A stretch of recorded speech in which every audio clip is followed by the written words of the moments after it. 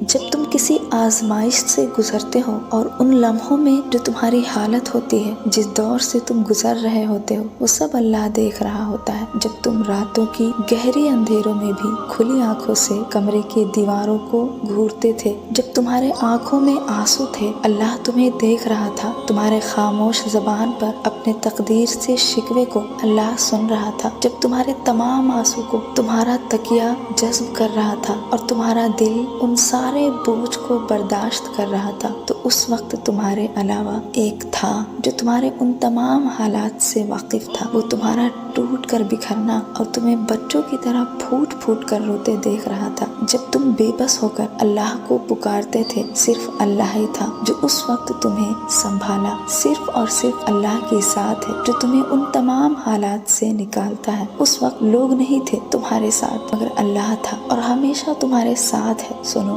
اللہ تمہارے ان تمام حالات سے باخبر ہے، پھر ایسا کیسے ہو سکتا ہے کہ وہ تمہیں ایسے ہی چھوڑ دے؟ اس نے تمہارے لیے بہت کچھ سنبھال رکھا ہے، اور وہ سب کچھ حاصل کرنے کے لیے پہلے تمہیں اس پر بھروسہ کرنا ہوگا اور اس پر صبر کرنا ہوگا۔ وہ تمہارے آنسوؤں کو یوں ضائع نہیں ہونے دے گا۔ وہ تم سے کچھ چیزیں اس لیے دور کر دیتا ہے تاکہ تم اس سے قریب ہو سکو، اس کے پاس رہ سکو۔ دنیا کی کوئی چیز ایسی نہیں جس پر اللہ کا اختیار نہ ہو۔ وہ سب کچھ کر سکتا ہے، اور وہ معجزے صبر کرنے والوں کے لیے ہی کرتا ہے۔ بھلا بتاؤ مجھے، کیا کوئی ایسی مارکیٹ یا دکان ہے جہاں تم بغیر پیسوں کے کچھ خرید سکو؟ تو جان لو، اللہ کے یہاں کاغذ کے پیسے نہیں، سونے کے سکے نہیں، بلکہ نیکی کے سکے چلتے ہیں۔ اور جو جتنا خالص مومن ہوتا ہے، اللہ کے دربار میں وہ اتنا ہی امیر ہوتا ہے۔ جلد بازی نہ کرو، انتظار کرو۔ اللہ اپنے غیبی وسیلوں سے تمہاری چاہت تک تم کو لے آئے گا۔ تمہاری ان دعاؤں اور آنسوؤں کے پیچھے یقیناً اللہ کی کوئی نہ کوئی مصلحت چھپی ہوتی ہے۔ اس نے تمہیں ان تکلیفوں میں ڈالنے سے پہلے اس سے نکالنے کا منصوبہ بنا رکھا ہے۔ وہ رحیم ہے نا، بندوں سے بے حد پیار کرتا ہے، اور اسے جس کی ایک پکار پسند آ جاتی ہے، اس کی دوسری پکار سننے کے لیے بھی بہانے بنا دیتا ہے۔ اور بندہ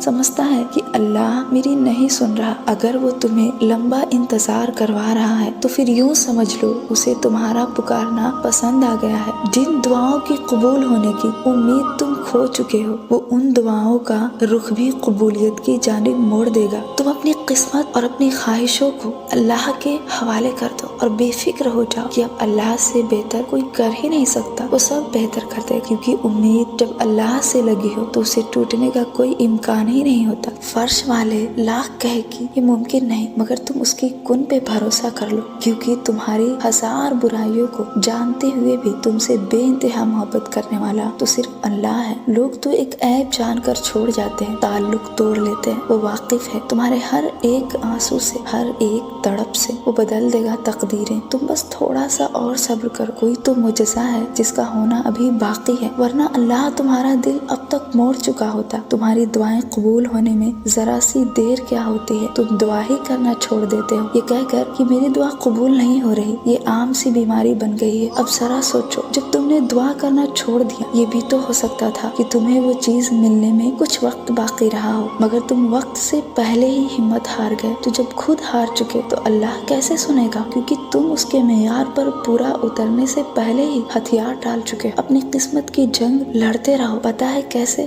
دعاؤں کا تسلسل بڑھا کر اور امید کی دیا جلائے رکھ کر۔ جان لو، جس دن دیا بجھ گئی تم ہار گئے۔ جیت تبھی ممکن ہوتی ہے جب آخری سانس تک میدان میں دشمنوں کے سامنے اڑے رہے، اس امید پر کہ فتح ضرور ہوگی۔ اس لیے دل نہ راضی ہو تب بھی دعا کے لیے ہاتھ اٹھاؤ، کوئی امید باقی نہ رہے تب بھی اس سے مانگو۔ سنا نہیں تمہارا رب قرآن کریم میں فرماتا ہے، اور جو کوئی اللہ پر بھروسہ کرے تو اللہ اس کا کام بنانے کے لیے کافی ہے۔ رسول اکرم صلی اللہ علیہ وسلم نے فرمایا، دعا کے سوا کوئی چیز تقدیر کو ٹالنے والی نہیں ہے، اور نیکی کے سوا عمر کو کوئی چیز بڑھانے والی نہیں ہے، اور انسان گناہوں کی نحوست سے، اس رزق سے جو اسے ملنے والا ہے، محروم کر دیا جاتا ہے۔